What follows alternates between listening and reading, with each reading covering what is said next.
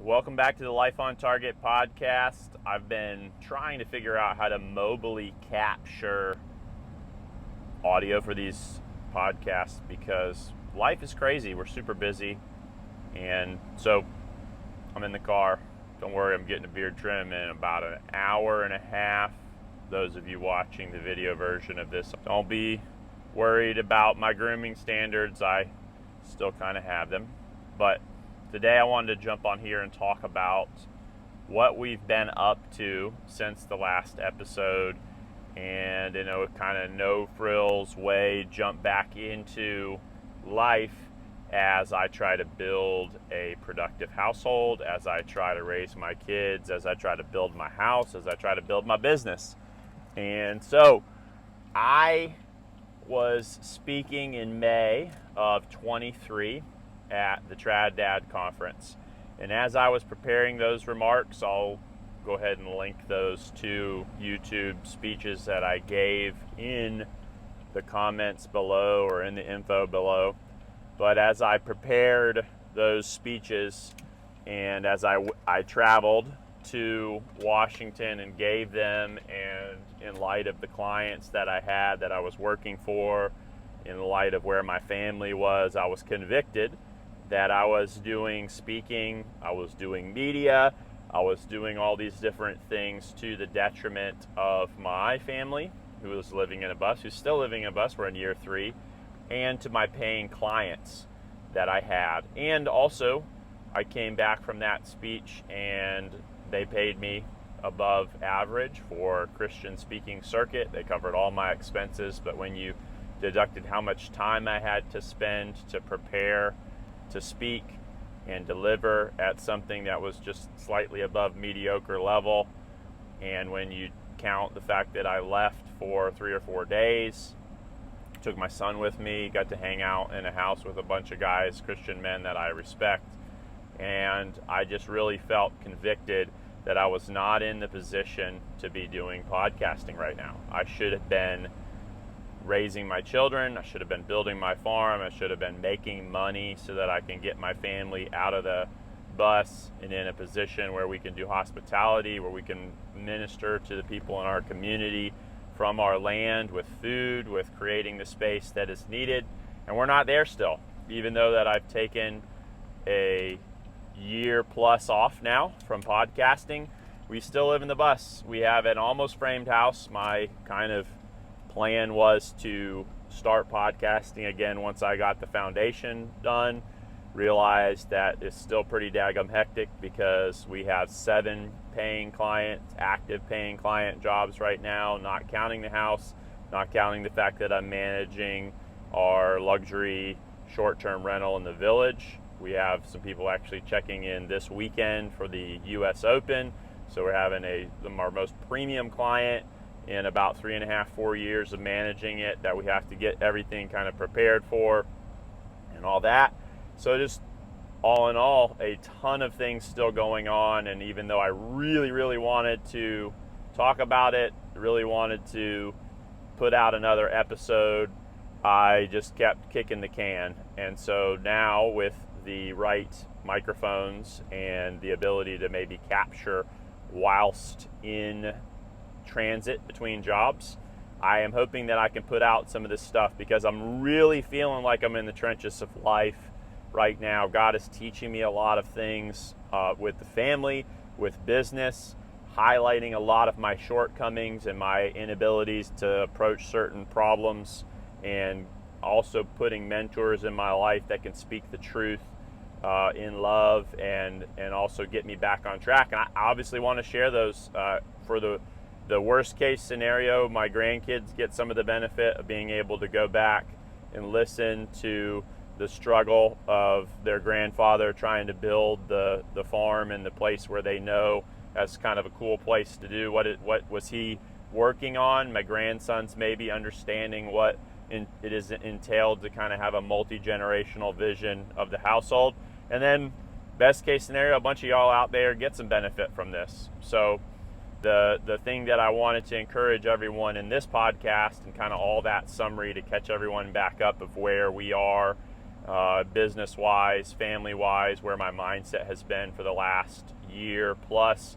We had a record 2023 financially, even though I kind of was distracted for the first 5 months of the year, and we're on track to surpass this year, hopefully, getting our processes whittled down, figuring things out. Obviously, the house is being built. We have, mansion rented, great church life, great local stuff, but then still feeling that desire to host people in a home. It's really hard to have people over and have Sabbath meals when you have a bunch of flies because of all the animals that you're trying to keep, and you live in kind of an open air barn, don't have a space that's comfortable to invite people into. We've still been doing it, still been having people over. We've still given them the disclaimer that it's not going to be as bougie as all those people that are living in houses, and that it's going to be a little bit raw, but that it'll be what we are able to do at this point. So I wanted to encourage every one of you where you are right now, and with that kind of pull of social media, the pull of posting stuff, and the engineered software and hardware that we have with the phone in our hand, and the ability to get these chemical dopamine hits when you get these likes, and the ability to measure following and see reactions, and kind of reduce the human experience down to the digital side of things, to remember that there are phases in life where maybe taking part in that stuff isn't the wisest thing, especially if you're a man who is having trouble trying to make ends meet, who does not have an excess monetarily, is not living in shape.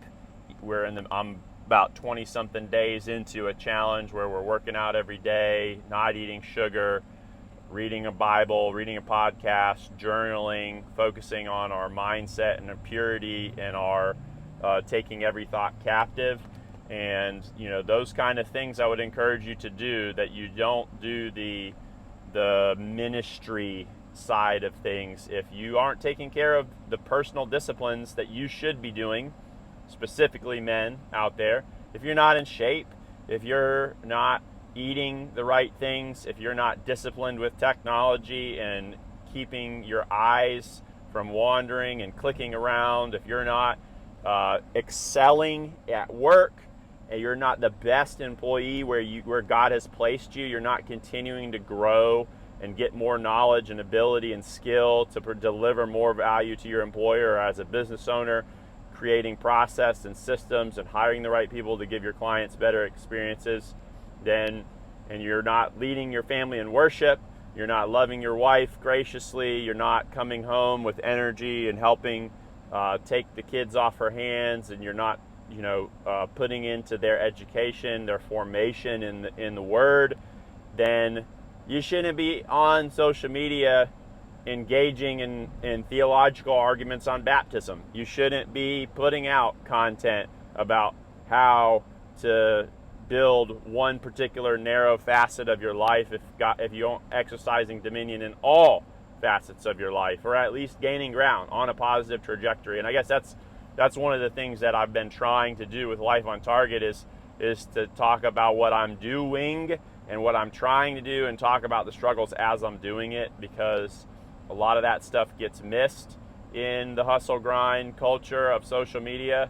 And even if it does get captured, it's very rarely captured by Christians who are trying to submit every thought, every action to the Lordship of Christ. And so that's what we're trying to do here, and do it in an exceptional way in our life first. And if we're messing it up, talk about it. That's why I am kind of giving you this 10-minute rundown of where I have been mentally, physically, spiritually over the last year plus. But then also, hey, I'm not seeing people talk about it. I'm generally seeing Christians highlighting areas that they're particularly good at, and then keeping a lot of stuff in their life off the table. But a lot of what they want to keep off the table, we we can see in their physical appearance, in their lack of control of their appetites is manifest when they are posting pictures and videos of themselves talking about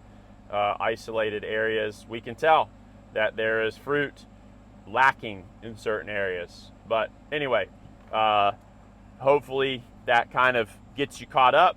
I know there wasn't a whole lot of explanation when I just went quiet. Honestly, I felt like, hey, nobody's paying for Life on Target.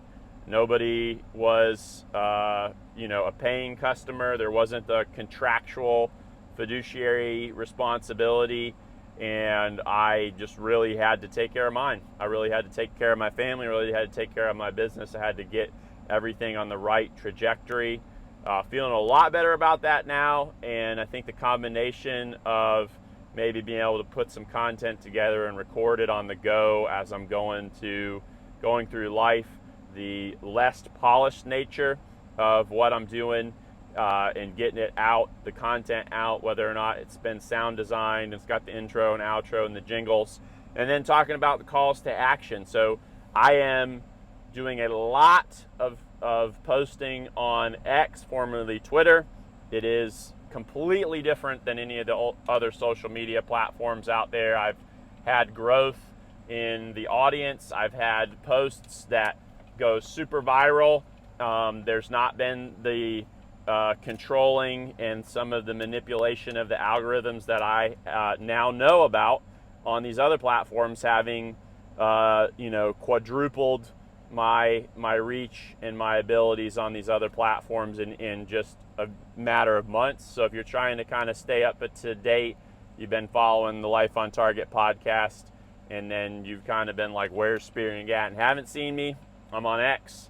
I've been working on a project I'm calling it Blue Collar OS. Very little bit on the side. I want to be getting it done. I want to get it published. I want to get it out to everybody, just specifically talking about how to start businesses from scratch as a kind of singleton solopreneur type thing, and the process of trying to get clients and build, and all the hard, the real business skills required for those that have hard skills, that have the ability to do things in blue collar. Been working on that a little bit on the side. So if you're following me on X, if you're following along with this podcast, when I get the launch guide and the different courses that I'm trying to put out, a decent amount of them will be free, because when you start out, you don't have any money and you don't know what the first steps are. And if you're like me, I got into a lawsuit within a year of starting out because of all the basic things that I didn't know I needed to do.